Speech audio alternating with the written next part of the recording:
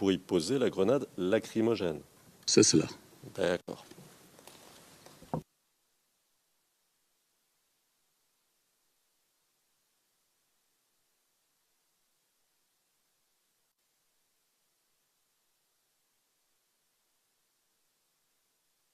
Alors, concernant le matériel à la disposition des gendarmes, est-ce que chaque patrouille ou chaque groupe d'intervention disposait d'une radio? Oui, une radio, un poste portatif, Motorola. Chaque patrouille avait une radio. Chaque patrouille, oui, avait une radio. D'accord. Est-ce que vous manquiez ou pas de moyens de communication radio à la gendarmerie? Affirmatif.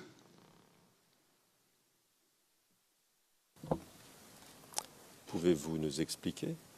Puisque vous nous dites que chaque patrouille avait une radio, donc il semble qu'il y avait des moyens. Alors qu'est-ce qui manquait comme moyen radio? Enfin, quand j'ai dit patrouille, c'est 2 ou 3 gendarmes qui partent de la brigade ou de l'escadron. On leur donne le poste qui est disponible et ils vont en mission. Dès qu'ils reviennent, ils le remettent là où ils l'ont pris.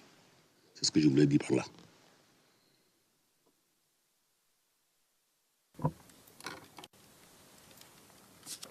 Alors, est-ce que vous me permettez de citer votre déclaration aux enquêteurs du bureau du procureur en 2011?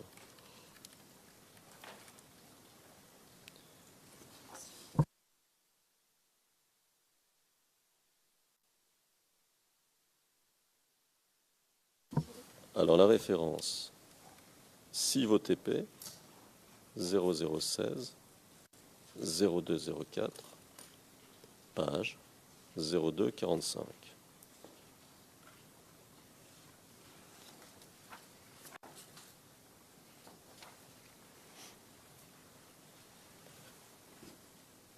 Et vous avez dit à la ligne 1492, lors de cet entretien avec les enquêteurs du bureau du procureur. Je vous cite. Les équipements ont volé en éclats avec les différentes crises. Les radios ont été détruites. Ensuite, un petit moment incompréhensible concernant le matériel. On ne sait pas trop ce qui a été dit à ce moment-là. Puis, vous ajoutez, donc de la radio centrale, on communique à la radio de la Légion, mais quand on ne peut plus, eh bien, c'est les moyens du bord. On prend un petit mot, on met dans une enveloppe, on donne au chauffeur. Fin de citation. Est-ce que vous pouvez nous expliquer un petit peu ce que vous vouliez dire ici et si ça correspond à ce que vous nous avez dit à l'instant du manque de moyens radio? Affirmatif. Comme la gendarmerie, les brigades sont éparpillées sur l'ensemble du territoire national, quand le chef de ces 3 ou 4 brigades d'une région veut communiquer avec ses hommes, et comme ils n'ont pas de radio, ils n'ont pas de station, on fait un papier, un message porté, qu'on met dans une enveloppe et qu'on remet à un chauffeur en disant, en arrivant à la brigade X, remettez cette enveloppe-là à la brigade. C'est ce que j'appelle les moyens de bord.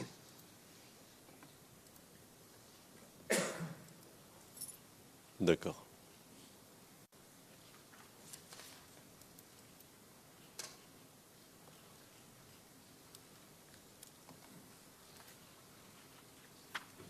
Est-ce qu'à votre connaissance, vos communications étaient écoutées par les services français?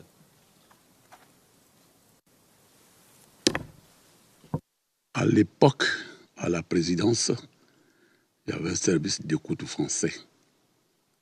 Et ce service-là, tant que je n'ai les preuves, mais je suis sûr qu'ils écoutaient nos communications.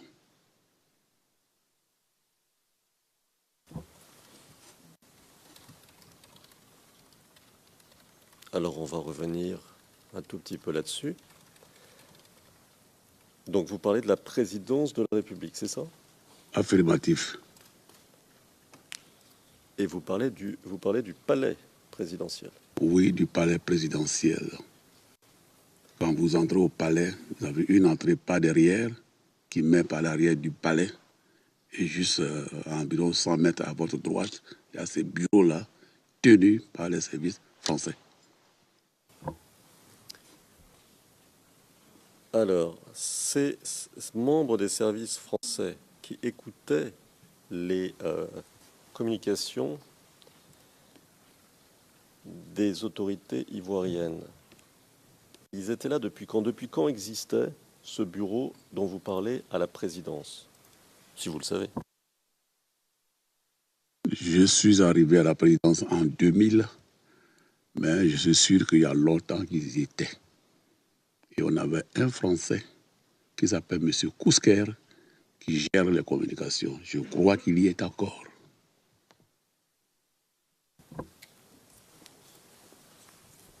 D'accord.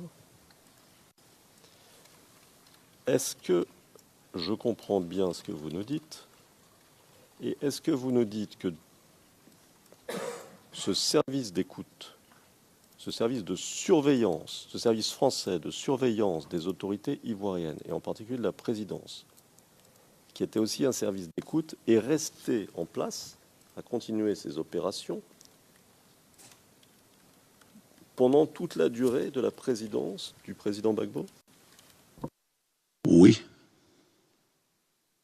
Ce service a existé et je crois qu'il existe encore. Je crois. Donc, monsieur, ce que vous dites à cette chambre-là, pour qu'on comprenne bien, parce que nous, on a besoin de comprendre pour savoir ce qui s'est passé, c'est que, à votre connaissance, il y a toujours eu un service d'écoute français dans les locaux même de la présidence de la République ivoirienne, c'est ça? Affirmatif, c'est un bureau qui est localisé. S'il n'est pas parti, on peut vérifier qu'il est encore là. Parce qu'une fois, avec le ministre cadet de la Défense, nous avons rendu visite physiquement à ce service-là. Voilà. Je ne sais pas qui ils écoutent, mais c'était évident que c'est un service d'écoute. D'accord.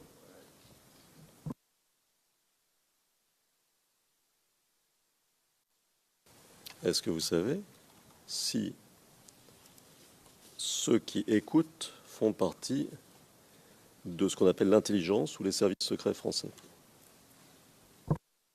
Je ne saurais le dire, sinon j'aurais menti. Mais je sais qu'ils existent. D'accord.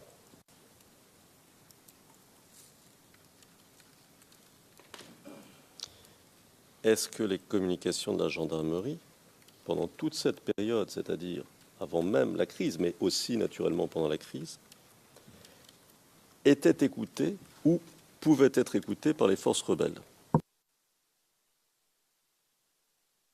Je pense que oui. Et comme je l'ai dit, après les accords de Marcoussis et autres, on les appelait forces nouvelles. Le vocal rebelle avait disparu de notre vocabulaire.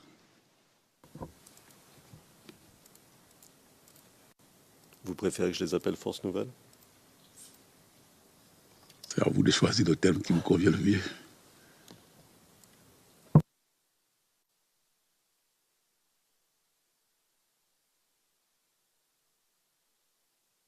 D'accord. Vous nous avez dit être devenu gendarme en 1977. Combien de présidents de la République avez-vous connu ou aurez-vous connu? J'ai connu tous les présidents. Le président Houphouët-Boigny, le président Henri Konan Bédié, le Gérard Gueye, le président Gbagbo et le président Alassane.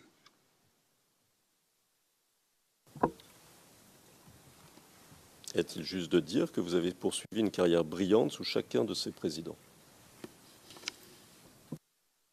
Le président Gbagbo m'a fait l'honneur en me révélant au plan intérieur, en me nommant. Le président, cela va de soi. ça va de soi qu'il a fait une carrière brillante sous chacun de ses présidents. C'est ça que vous voulez dire, Monsieur le Président?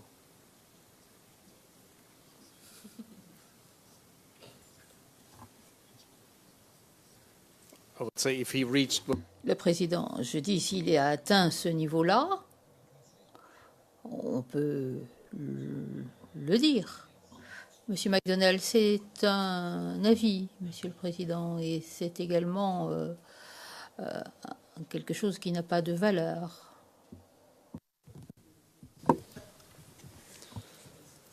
Est-ce que votre appartenance ethnique a joué un rôle dans vos nominations successives, monsieur? Avec votre permission, avec la permission de monsieur, avec votre permission et avec l'accord de monsieur le Président, notre presse locale fait souvent des commentaires désobligeants.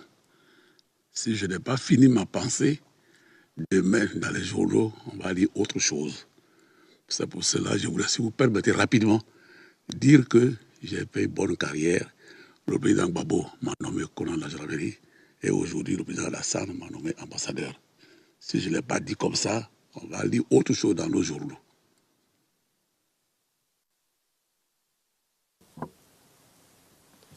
Est-ce que vous voulez dire par là qu'il faut que vous fassiez... Le président.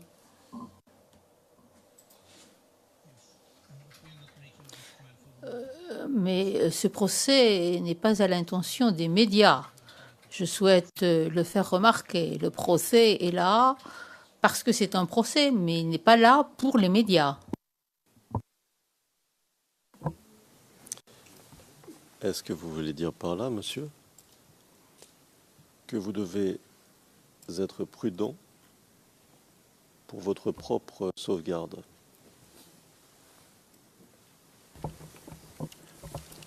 Your Honors, Monsieur McDonald, Madame, Messieurs les juges, pouvons-nous passer au huis clos partiel si nous allons explorer ce sujet et sans question directive, Monsieur le Président? La question est valable. Le témoin vient de dire quelque chose de très important que le collège devra prendre en compte lors de l'évaluation de sa crédibilité. Mais si nous allons continuer sur cette voie-là, qui concerne sa sécurité, si nous allons poser des questions de cet ordre-là, je considère qu'il vaudrait mieux que ça soit à huis clos partiel. Alors, si je comprends bien, il n'y a pas d'objection, il y a une remarque, c'est bien ça? huis clos. Que ce soit clair, parce que parfois on est un peu... Alors, donc pas d'objection, mais une remarque. Cette question a été posée tout à fait de manière claire, simple. Le témoin y a répondu de la manière qu'il entendait, de la manière qui lui a semblé devoir être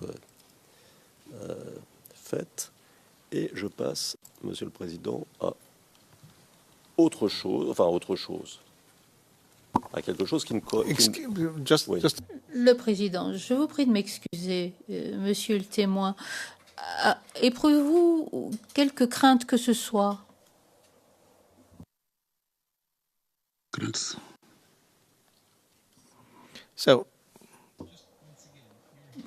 Je répète, vous êtes ici, vous devez répondre aux questions qui vous sont posées. Il n'y a aucune intervention de l'extérieur. Vous ne vous exprimez pas à l'intention du monde extérieur, mais bien pour cette cour. Maître Altit. Nous allons quitter ce terrain, donc je ne pense pas que le private session soit absolument nécessaire. Mais si le représentant d'accusation considère à un moment ou à un autre que ce puisse être utile, qu'il se lève, et évidemment, je ne m'y opposerai pas, car il s'agit du bien-être du témoin, et c'est notre priorité.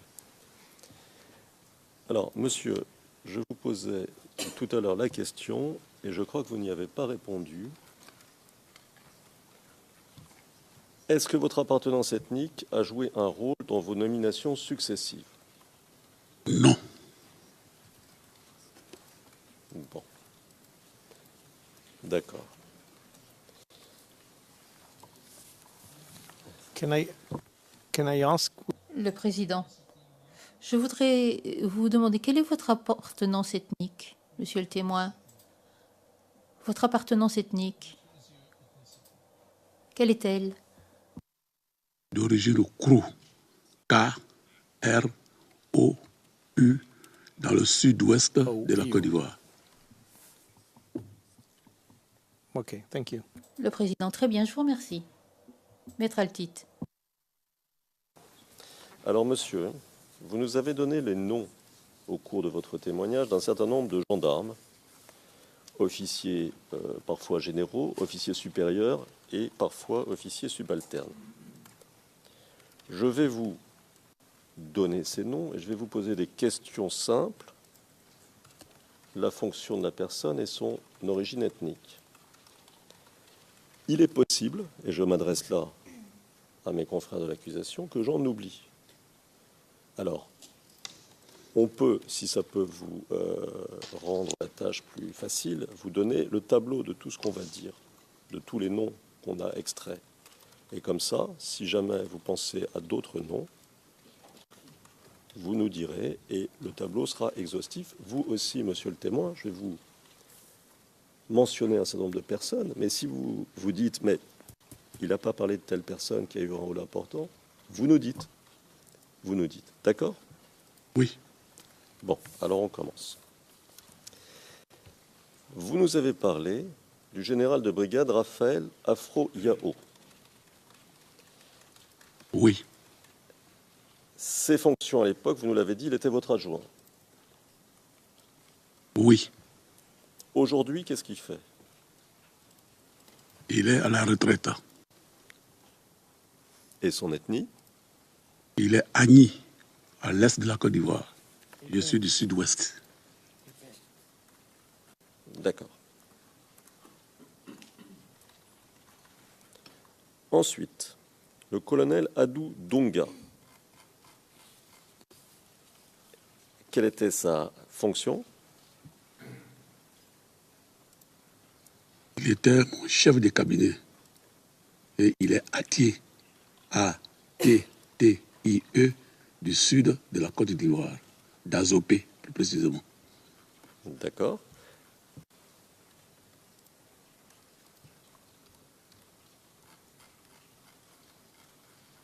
Toujours en fonction? Oui. Il fait quoi? Il est, à ma connaissance, à l'inspection générale de la gendarmerie. Bonga Denis.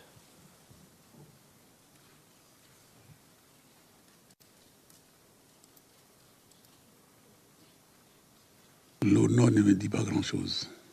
D'accord.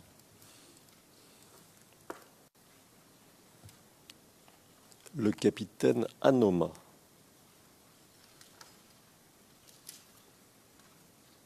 Oui, il est baoulé. Il faisait quoi pendant la crise? Anoma était à l'escadron blindé. Il y a beaucoup d'Anoma, je ne sais pas si je parle du même, mais celui que je crois, dans le monde, le nom me revient, il était à l'escadron. Alors, est-ce qu'il n'y en avait pas un autre qui aurait été adjoint du chef de cabinet?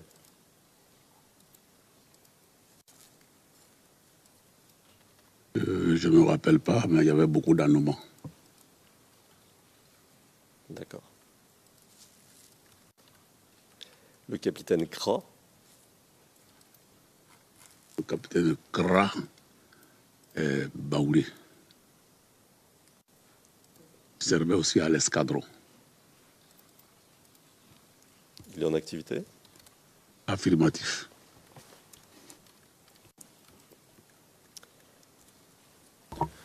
Et le capitaine... Je m'excuse d'interrompre mon confrère, mais la dernière réponse ne spécifie pas l'escadron. Le témoin Est-ce qu'on peut juste clarifier pour les Oui, feuilles? oui, mais naturellement, plus on a de détails, d'informations, mieux nous nous portons tous. Est-ce que, monsieur, vous pouvez nous donner l'escadron dont il s'agit, ou s'agissait, puisque vous venez de dire qu'il était à l'escadron. De quel escadron s'agissait-il? Kra et Anoma, dont je me souviens, étaient au groupe d'escadrons blindés de la gendarmerie nationale. D'accord. Anoma, il est toujours en activité? Oui, mais je ne sais plus où il est. D'accord. Le colonel-major Gnaoulé. Nyaolé Beglé. Oui, il est encore en activité. Il est aujourd'hui général de brigade. Il faisait quoi à l'époque? C'était de mon temps le commandant du GDR. Et son origine ethnique? Il est BT de Soubré. BT de Soubré. Le colonel Célie Bolou.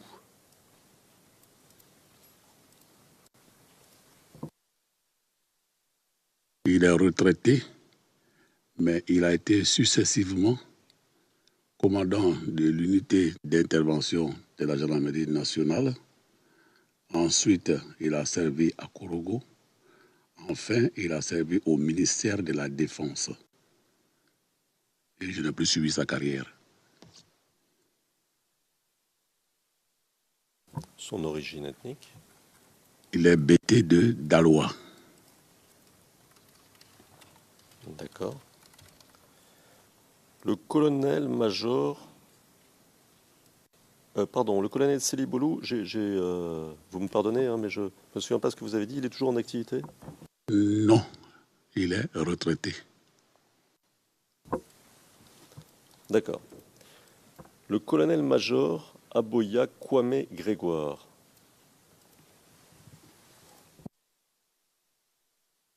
Il est baoulé. Il est aujourd'hui retraité.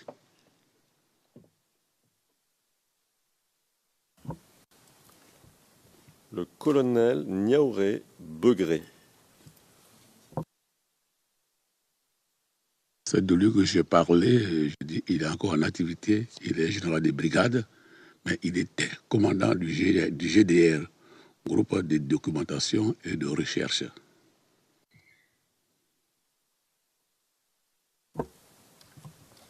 D'accord.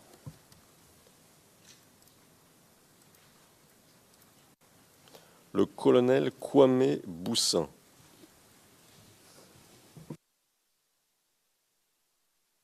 Kwame Boussin, il est à la retraite. Il s'occupait des transmissions de la gendarmerie. Ensuite, il était au ministère. Il est à Caen, dans la région des Baoulés. D'accord. Akandri.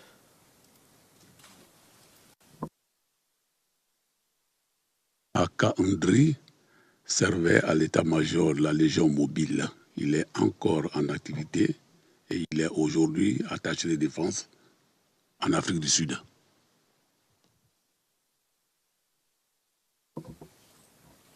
Origine? Baoulé.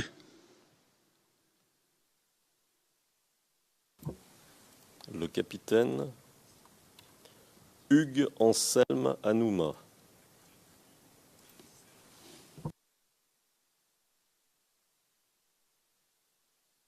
Il doit être Atié.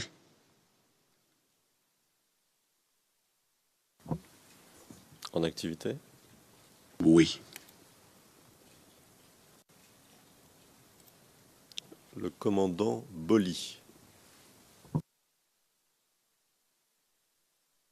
Le commandant Boli était commandant du premier escadron de gendarmerie ici à Agbon.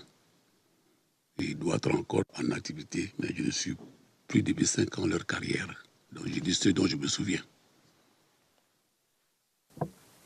naturellement. Et son origine? Boli, je ne me rappelle pas, mais c'est un nom qui, ou il est Bété, ou il est Dida. C'est deux peuples voisins. D'accord. Le capitaine Auguste Kra Kouakou.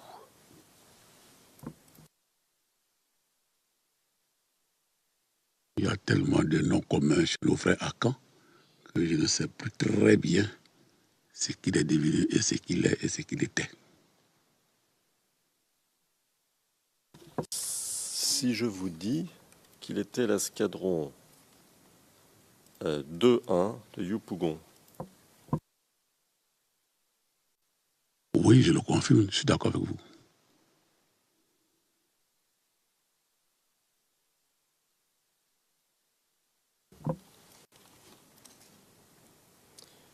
Le capitaine Obeniere Ouattara.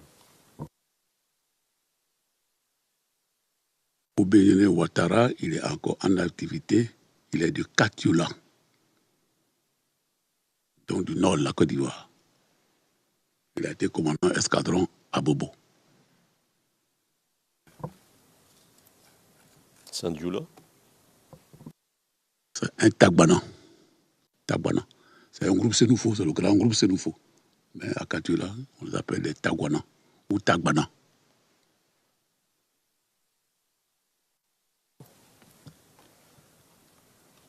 Le commandant Twali William.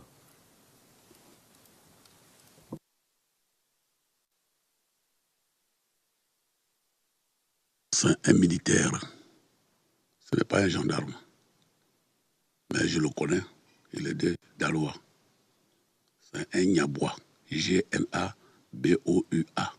Et son père était colonel. D'accord. Le capitaine Lobognon. Lobognon fut mon aide de camp et après il a été affecté, je l'ai fait affecter à l'escadron de Koumassi. Aujourd'hui, il est à l'inspection de la gendarmerie. Il est BT2 Dalois.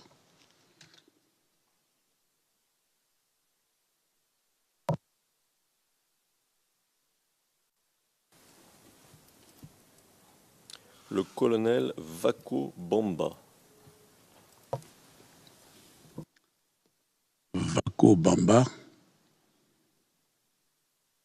est de Touba. C'est un Djoula, à l'ouest de la Côte d'Ivoire. Mais il a fini sa carrière comme général de brigade et commandant supérieur en second.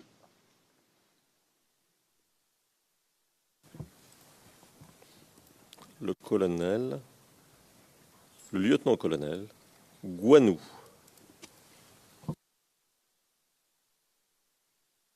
Gouanou, le colonel Gouanou, c'est un militaire, mais il est de l'ouest dans les Yakuba.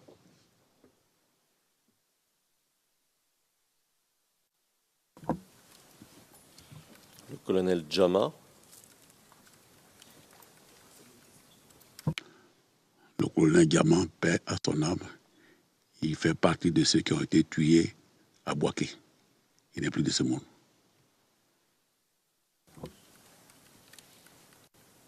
Tué à Boaké en quelle année? Je n'ai pas la date, mais ce sont les 60 à 100 de gendarmes qui ont été pris à la Légion et qui ont été conduits au 3e bataillon où ils ont trouvé la mort.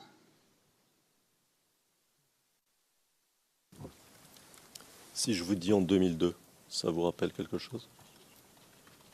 Je ne peux pas en douter. C'est que vous avez la date précise. Lui et les autres gendarmes ont été tués par qui?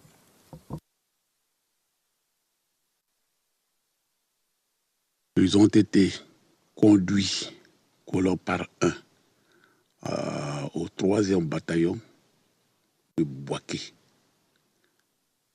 Et là, ils ont été abattus. Ils ont été pris avec leurs enfants. Les enfants qui avaient plus de 15 ans. J'ai eu à gérer pendant tout mon commandement les veuves et les orphelins de ces enfants, de ces gendarmes qui ont trouvé la mort à Boaké. Le dossier est pendant devant le tribunal militaire, donc je ne peux pas en dire plus.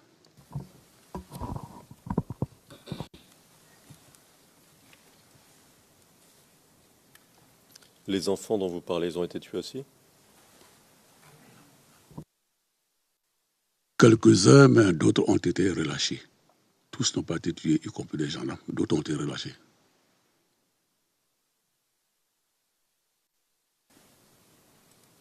Tués par qui?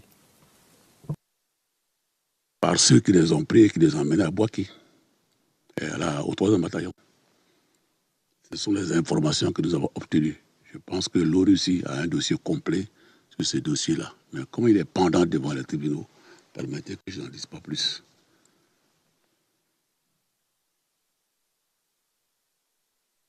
D'accord.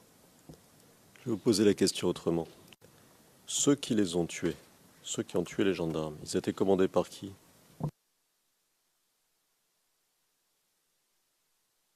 Ils étaient commandés par les chefs militaires qui étaient avec eux à Boaké. Mais je ne vais pas vous dire que c'est tel chef qui a fait ça. D'accord. Chef militaire rebelle, donc. Est-ce que c'est ça que vous nous dites? Comme je vous l'ai dit, à partir des accords, on parlait de forces nouvelles, mais vous pouvez les appeler comme vous voulez. Mais à l'époque, là, oui, on les appelait rebelles. D'accord.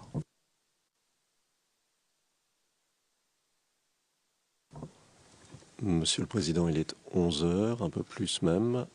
Peut-être est-ce le bon moment de suspendre? Yes, I was just wait. Le juge président, j'attendais simplement que vous ayez terminé de poser des questions sur la liste de noms. Est-ce que vous avez terminé, oui? Est-ce qu'il vous reste beaucoup? Il reste une quinzaine, je pense. Too many. Le président, c'est trop long. Nous allons faire la pause maintenant. Nous allons revenir dans 30 minutes pour poursuivre l'interrogatoire de la défense de M. Gbagbo. L'audience est levée.